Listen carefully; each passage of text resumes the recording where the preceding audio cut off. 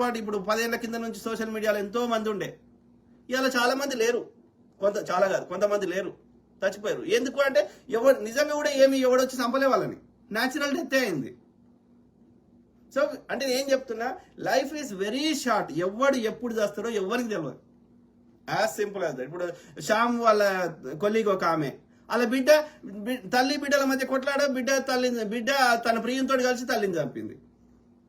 So we don't know ఎవరికి ఎప్పుడు road మీద పోతుంటే ఏమో కావచ్చు, ఎవడో వచ్చి గన్ పట్టే, లేకపోతే ఎవడో రోడ్డు మీద వచ్చినోడు ఎవడో ఏమో చేయొచ్చు, లేకపోతే యాక్సిడెంట్ కావచ్చు.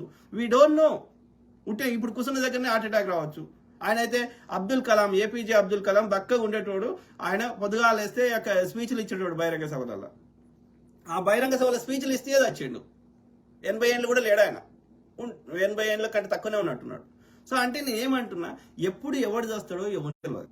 తెలియనప్పుడు ఇక ఎప్పుడు చచ్చిపోతామో తెలియనప్పుడు